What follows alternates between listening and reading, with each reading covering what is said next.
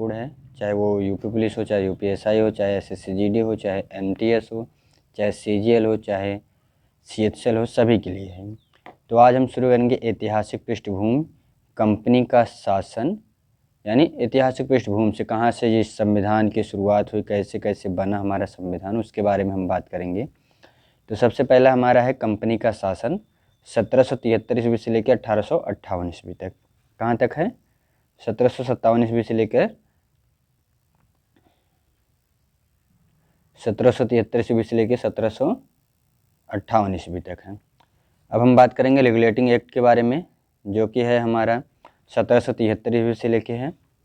तो आगे देखते हैं हम। यह अधिनियम ब्रिटिश संसद द्वारा ईस्ट इंडिया कंपनी के कामकाज को नियंत्रित और संचालित करने के लिए लाया गया था। यानी जो ये रेगुलेटिंग एक्ट है 1773 का, वो ब्रिटिश संसद द्वारा ईस्ट इंडिया कंपनी के जो काम हैं, यानी उन कामों को नियंत्रित करने के लिए और संचालित करने के लिए लाया गया था। दूसरा हमारा है बंगाल के गवर्नर को बंगाल का गवर्नर जनरल बनाया गया। उसके साथ 4 सदस्यों की एक परिषद बनाई गई। यानी इसका जो मुख्य काम है वो हम यहाँ पे पढ़ रहे हैं कि पहला काम उसका था कि ईस्ट इंडिया कंपनी के कामकाजों को नियंत्रित करना और संचालित करना। फिर दूसरा उसने बताया कि जो बंगाल के गवर्नर थे उनको अब क्या बना दिया गया, बंगाल का गवर्नर जनरल बना दिया गया और उनके साथ 4 सदस्यों की एक परिषद बनाई गई। अगला है हमारा वारेन हेस्टिंग्स को बंगाल का पहला गवर्नर जनरल नियुक्त किया गया। यानी जब ये रेगुलेटिंग एक्ट आया 1773 का, उस समय बंगाल का पहला गवर्नर जनरल किसे बनाया गया, वारेन हेस्टिंग्स को। 1774 में कलकत्ता में एक उच्चतम न्यायालय स्थापित किया गया। इसमें एक मुख्य न्यायाधीश और 3 अन्य न्यायाधीश थे। यानी अगला इसमें क्या किया गया कि जो कलकत्ता था, कलकत्ता जो प्रेसिडेंसी थी, उसमें एक उच्चतम न्यायालय की स्थापना की गई और उसमें एक मुख्य न्यायाधीश के साथ साथ 3 अन्य न्यायाधीश भी रखे गए। फिर है सर एलिजा इम्पे को इस न्यायालय का पहला मुख्य न्यायाधीश नियुक्त किया गया था। यानी जो कलकत्ता प्रेसिडेंसी में उच्चतम न्यायालय बना था, उस न्यायालय का पहला मुख्य न्यायाधीश कौन था, सर एलिजा इम्पे। आप यहाँ पे उनकी फ़ोटो भी देख सकते हैं कि सर एलिजा इम्पे की फ़ोटो लगी हुई है। और यहाँ पे वारेन हेस्टिंग्स से भारत के पहले, यानी पहला भारतीय अखबार बंगाल गजट हिक्की इन्होंने निकाला था। कब निकाला था? बंगाल का पहला गवर्नर जनरल इन्हें बनाया गया था, वारेन हेस्टिंग्स को। दूसरा हमारा अधिनियम है पिट्स इंडिया अधिनियम 1784 का। यानी 1773 वाले रेगुलेटिंग एक्ट पास होने के बाद जब उससे अच्छी खासी पकड़ हो गई कंपनी के ऊपर ब्रिटिश ईस्ट इंडिया की, तो उसने दूसरा नियम लाया 1744 में पिट्स इंडिया अधिनियम। इस अधिनियम के द्वारा द्वैध शासन प्रणाली आई, दोहरी सरकार व्यवस्था जिसको हम कहते हैं, इसकी शुरुआत हुई। राजनीतिक मामलों की देखरेख के लिए नियंत्रण बोर्ड बनाया गया। बोर्ड ऑफ कंट्रोल भी कभी कभी हमें देखने को मिलता है, इसी को इंग्लिश में कहते हैं नियंत्रण बोर्ड को, बोर्ड ऑफ कंट्रोल, जो कि उस पूरे कंपनी के कंट्रोल के लिए बनाया गया था। इस बोर्ड में 6 सदस्य थे। कंपनी के व्यापारिक मामलों का प्रबंधन पहले की तरह डायरेक्टर्स की परिषद के पास ही रहा, यानी कोर्ट ऑफ डायरेक्टर के पास ही था। जो व्यापारिक मामले थे कंपनी के, उसको अभी भी कहाँ पे रखा गया था, डायरेक्टर्स के परिषद के पास ही रखा गया। तो उसको बोर्ड ऑफ कंट्रोल में नहीं लाया गया था, यानी नियंत्रण बोर्ड में नहीं लाया गया था। इसके बाद हमारा अगला अधिनियम आता है 1793 में। कब आता है? 1793 में, चार्टर अधिनियम। यह अधिनियम ब्रिटिश संसद द्वारा पास किया गया ताकि ईस्ट इंडिया कंपनी के चार्टर अधिकार पत्र को फिर से नवीनीकृत किया जा सके। यानी यह जो 1793 का चार्टर अधिनियम लाया गया, यह इसलिए लाया गया था कि जिससे ब्रिटिश संसद द्वारा जो पास किया गया अधिनियम हो, उसको ईस्ट इंडिया कंपनी के चार्टर के द्वारा फिर से नवीनीकृत किया जा सके। इस अधिनियम से कंपनी के व्यापार एकाधिकार को भारत में अगले 20 वर्षों तक के लिए बढ़ा दिया गया। यानी जब 1793 का चार्टर अधिनियम आया, उस समय कंपनी का जो एकाधिकार था, यानी व्यापार का जो एकाधिकार था, उसका भारत पर 20 वर्षों तक के लिए क्या कर दिया गया, बढ़ा दिया गया। फिर अगला हमारा आता है 1813 ईस्वी में चार्टर अधिनियम। इस अधिनियम द्वारा ईस्ट इंडिया कंपनी के भारत में व्यापार एकाधिकार, यानी ट्रेड मोनोपोली को समाप्त कर दिया गया। यानी जो 1793 के चार्टर अधिनियम द्वारा 20 वर्षों तक क्या किया गया था, बढ़ाया गया था, उसको अब इस चार्टर अधिनियम 1813 के तहत क्या कर दिया गया, समाप्त कर दिया। केवल चाय के व्यापार और चीन के साथ व्यापार के एकाधिकार को छोड़कर। यानी जब 1813 के चार्टर अधिनियम में ईस्ट इंडिया कंपनी का व्यापार भारत के साथ पूरे तरह से समाप्त कर दिया गया था एकाधिकार, लेकिन उस समय भी क्या किया गया था कि भारत में वो चाय का व्यापार और चीन के साथ व्यापार में एकाधिकार रखा गया था, उनको हटाया नहीं गया था। कंपनी को आदेश दिया गया कि वह हर साल 1 लाख रुपए भारतीयों की शिक्षा पर खर्च करे। यानी 1813 चार्टर अधिनियम जो था, इसके तहत कंपनी को आदेश दिया गया ब्रिटिश गवर्नमेंट के तहत कि जो भारतीय हैं उनके शिक्षा के ऊपर हर साल तुम्हें 1 लाख रुपए खर्च करने हैं। उसके बाद अगला है ईसाई प्रचारकों को पहली बार भारत में आने की अनुमति दी गई, यानी 1813 चार्टर अधिनियम के तहत ब्रिटिश अपने धर्म के प्रचार के लिए भारत में ईसाई प्रचारकों को पहली बार भारत आने की अनुमति दी। फिर है चार्टर अधिनियम 1833, बंगाल के गवर्नर जनरल के पद को हटाकर भारत का गवर्नर जनरल बना दिया गया, यानी जो बंगाल का गवर्नर जनरल बनाया गया था उसको अब हटा करके क्या बनाया गया, भारत का गवर्नर जनरल बना दिया गया। विलियम बेंटिंक भारत के पहले गवर्नर जनरल बने, यानी जो वारेन हेस्टिंग्स से बंगाल के पहले गवर्नर जनरल बने थे, अब जो विलियम बेंटिंक है वो भारत के पहले गवर्नर जनरल बने हैं। कब बने हैं, 1833 के चार्टर अधिनियम के तहत। 1834 में भारतीय विधि आयोग की स्थापना की गई, यानी इंडियन लॉ कमीशन की स्थापना कब की गई, पूछता है पेपर में कि भारतीय विधि आयोग की स्थापना कब की गई, तो बताएंगे कि 1834 में भारतीय विधि आयोग की स्थापना की गई। इस आयोग के पहले अध्यक्ष लॉर्ड मैकेले बनाए गए। इस अधिनियम के तहत गुलामी स्लेवरी को भारत में अवैध घोषित किया गया, यानी जो गुलामी करवाते थे भारत के लोगों से उसको क्या कर दिया गया, अवैध घोषित कर दिया। और 1843 में उन्मूलन किया गया, यानी इसका उन्मूलन किया गया। लॉर्ड मैकाले यहाँ पे आप देख सकते हैं, और विलियम बेंटिंक जो कि भारत के पहले गवर्नर जनरल बने थे। चार्टर अधिनियम 1853 आखिरी चार्टर अधिनियम है, इसके बाद कोई चार्टर अधिनियम नहीं आएगा। यह अधिनियम ब्रिटिश संसद द्वारा कंपनी के चार्टर को नवीनीकृत करने के लिए पारित किया गया था। दूसरा इसका मुख्य उद्देश्य क्या था, पहले के चार्टर अधिनियमों के विपरीत इसमें नवीनीकरण की कोई समय सीमा नहीं दी गई। जो ये हमारा 1853 का चार्टर अधिनियम है, इसके तहत सिविल सेवा में चयन के लिए खुली प्रतियोगी परीक्षा प्रणाली शुरू की गई, यानी ओपन कंपटीशन शुरू किया गया। सिविल सेवा में ओपन कंपटीशन शुरू किया गया। पूछता है कि भारत में खुली प्रतियोगी परीक्षा की प्रणाली कब शुरू की गई, तो चार्टर अधिनियम 1853 के तहत। 1854 में मैकाले समिति का गठन किया गया ताकि भारतीय सिविल सेवा में सुधार किया जा सके। अब हम पढ़ेंगे क्राउन शासन। किसके बारे में पढ़ेंगे, अब क्राउन शासन के बारे में। 1858 ईस्वी से लेकर 1947 ईस्वी तक हमारा पहला इसमें है भारत सरकार अधिनियम 1858, अच्छे शासन का अधिनियम भी कहा जाता है इसे, यानी ये जो भारत सरकार अधिनियम 1858 आया था इसको भारतीयों ने क्या कहा था, ये अच्छे शासन का अधिनियम है। ब्रिटिश क्राउन ने भारत के शासन का सीधा नियंत्रण ले लिया, कंपनी का शासन समाप्त हो गया, यानी जो कंपनी यहाँ पे रूल करती थी पहले भारत में, अब उसको पूरी तरीके से समाप्त कर दिया गया। और ब्रिटिश जो है वो अपने ब्रिटिश की जो महारानी थी या ब्रिटिश जो क्राउन थे उन्होंने पूरा नियंत्रण अपने हाथ में ले लिया। भारत के गवर्नर जनरल को वायसराय बनाया गया, यानी जो भारत के गवर्नर जनरल थे अब उनको क्या कहा जाने लगा, वायसराय कहा जाने लगा। पहले वायसराय लॉर्ड कैनिंग बने, यानी भारत के पहले वायसराय कौन बने, लॉर्ड कैनिंग।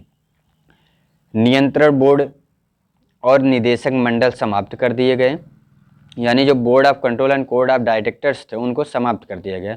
द्वैध शासन प्रणाली खत्म कर दी गई। भारत सचिव secretary of state for India का नया पद बनाया गया, यानी जो ये बोर्ड नियंत्रक बोर्ड था, निदेशक मंडल था, इन सबको समाप्त करके द्वैध शासन प्रणाली को समाप्त करके क्या बनाया गया, भारत सचिव का नया पद बनाया गया। भारत सचिव की सहायता के लिए 15 सदस्यीय भारत परिषद का गठन हुआ, यानी जो भारत के सचिव थे उनकी सहायता के लिए, उनकी मदद के लिए क्या किया गया, 15 सदस्यों का भारत परिषद अधिनियम गठित किया गया। इसके बाद हम पढ़ेंगे भारतीय परिषद अधिनियम 1909 मार्ले मिंटो सुधार, यानी जो ये 1858 का अधिनियम आया था उसमें सुधार के लिए कौन सा अधिनियम लाया गया, मार्ले मिंटो सुधार। मार्ले भारत सचिव और मिंटो वायसराय, यानी ये जो मार्ले मिंटो सुधार ये भारत के सचिव और वायसराय के द्वारा लाया गया था। मुसलमानों के लिए अलग निर्वाचक मंडल, यानी इसमें क्या सुधार किया गया, पहला कि जो मुस्लिम लोग थे भारत के उनके लिए एक अलग निर्वाचक मंडल लाया गया। सेपरेट इलेक्टोरेट की व्यवस्था की गई। लॉर्ड मिंटो को सांप्रदायिक निर्वाचक मंडल का जनक, फादर ऑफ कम्युनल इलेक्टोरेट कहा गया, यानी जो ये मुसलमानों के लिए अलग निर्वाचक मंडल लाए थे, यानी सेपरेट इलेक्टोरेट लाए थे, व्यवस्था की थी, उसके लिए लॉर्ड मिंटो को क्या कहा जाने लगा, सांप्रदायिक निर्वाचक का मंडल, यानी मंडल का जनक कहा जाने लगा। भारतीयों को वायसराय की कार्यकारिणी परिषद में शामिल होने की अनुमति दी गई, यानी जो भारतीय थे उनको वायसराय के अंतर काम करने में, यानी जो उनके अंदर काम होता था वायसराय के अंदर, उसमें भाग लेने के लिए क्या कर दिया गया, अनुमति दे दी गई।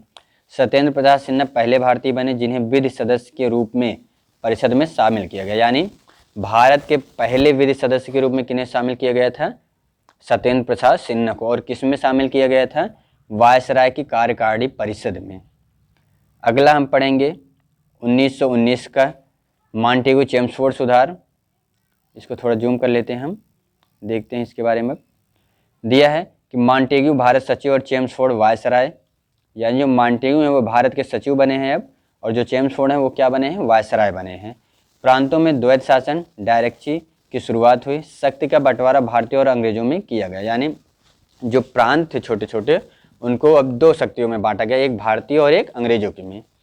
सिख, भारतीय, ईसाई, एंग्लो इंडियन और यूरोपीय के लिए अलग अलग निर्वाचक मंडल बनाए गए, यानी जो सिख थे उनके लिए अलग बनाया गया, भारतीय ईसाई जो थे उनके लिए अलग बनाया गया, एंग्लो इंडियन जो थे उनके लिए अलग बनाया गया, और यूरोपीय जो थे उनके लिए अलग निर्वाचक मंडल बनाया गया।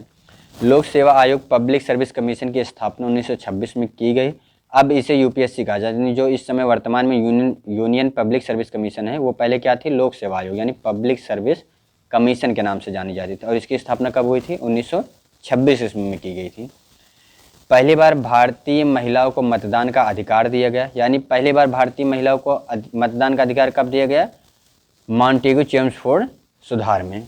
भारत शासन अधिनियम 1919 के तहत पहली बार भारतीयों को भी भारतीय महिलाओं को भी मतदान देने का अधिकार दिया गया।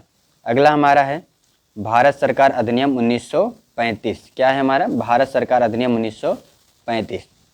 इसमें हम देखते हैं कि अखिल भारतीय संघ ऑल इंडिया फेडरेशन बनाने का प्रस्ताव लाया गया भारतीयों के द्वारा, पर इसको लागू नहीं हुआ। यह जो अखिल भारतीय संघ है ये भारतीयों के द्वारा लाया गया, लेकिन इसको लागू नहीं होने दिया गया। प्रांतों को स्वायत्तता प्रोविंशियल ऑटोनॉमी दी गई। द्वैत शासन समाप्त हो गया।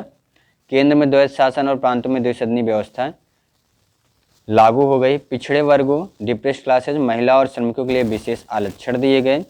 भारतीय रिजर्व बैंक आरबीआई की स्थापना 1935 ईस्वी में हुई।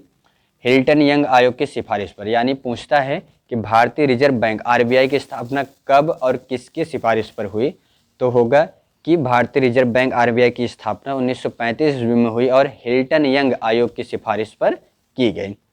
संघीय न्यायालय फेडरल कोर्ट 1937 में स्थापित हुआ। यह भी क्वेश्चन बार बार पूछा जाता है, बहुत ही महत्वपूर्ण है हमारे पेपर की दृष्टि से कि संघीय न्यायालय यानी फेडरल कोर्ट की स्थापना कब की गई।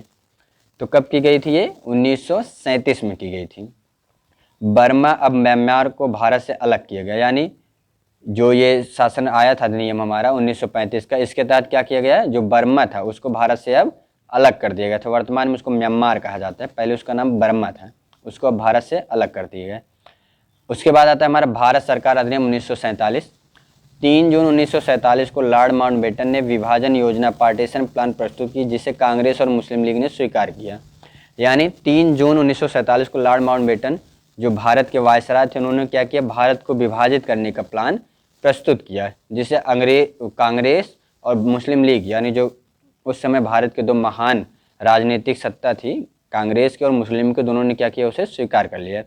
15 अगस्त 1947 से भारत को स्वतंत्र और संप्रभु राष्ट्र घोषित किया गया, यानी भारत सरकार अधिनियम 1947 में क्या कर दिया गया? 15 अगस्त सन 1947 को भारत को स्वतंत्र और संप्रभु राष्ट्र घोषित कर दिया गया। भारत सचिव का पद समाप्त कर दिया गया। लॉर्ड माउंटबेटन स्वतंत्र भारत के पहले गवर्नर जनरल बने, यानी जो लॉर्ड माउंटबेटन थे वो क्या बने? स्वतंत्र भारत के पहले गवर्नर जनरल बने। संविधान सभा कॉन्स्टिट्यूएंट असेंबली जो 1946 में बनी थी, स्वतंत्र भारत की संसद बनी। यानी जब भारत को 1947 यानी 15 अगस्त 1947 को स्वतंत्र और संप्रभु राष्ट्र घोषित कर दिया गया, तब जो संविधान सभा थी उसको क्या कर दिया गया? स्वतंत्र भारत की संसद बनाई गई 1946 में। यानी जो ये संविधान सभा कॉन्स्टिट्यूएंट असेंबली बनी थी 1946 में, उसको क्या कर दिया गया? स्वतंत्र भारत की संसद बनाई गई। इसमें हम देखेंगे अब कौन से सदस्य थे, कौन कौन से, और विभाग क्या क्या था उनका। जवाहरलाल नेहरू प्रधानमंत्री, विदेश और राष्ट्रमंडल संबंध, वैज्ञानिक अनुसंधान, इनके पास ये 4 विभाग थे, 3 विभाग थे, विदेश का, राष्ट्रमंडल का और वैज्ञानिक अनुसंधान का। सरदार वल्लभ भाई पटेल जो थे वो गृह, सूचना एवं प्रसारण राज्यों के मामले, यानी वो गृह मंत्री थे, सूचना एवं प्रसारण का काम देखते थे और राज्यों के मामले देखते थे। यानी किसी राज्य में अगर कोई दिक्कत आती है, कोई समस्या होती थी, कोई आतंकवादी या कोई अन्य प्रकार की दुर्घटना होती है, भूकंप आता, कुछ भी होता था, उसका मामला कौन देखता था? सरदार वल्लभ भाई पटेल। डॉक्टर BR अम्बेडकर कानून के बनाए गए, इनके पास लॉ का विभाग था। यानी ये नियम और कानून बनाते हैं। डॉक्टर जॉन मथाई रेल और परिवहन, जगजीवन राम आर के सन्मुगन शेट्टी वित्त, मौलाना अबुल कलाम आज़ाद शिक्षा, डॉक्टर राजेंद्र प्रसाद खाद्य एवं कृषि, राजकुमारी अमृत कौर स्वास्थ्य, ये बहुत ज़्यादा पूछा जाता है। जो हमारा राजकुमारी अमृत कौर हैं स्वास्थ्य वाला विभाग, स्वतंत्रता के बाद पहली कैबिनेट में जो बनी थी उसमें स्वास्थ्य विभाग किनके पास आया था, तो वो कौन थी, राजकुमारी अमृत कौर।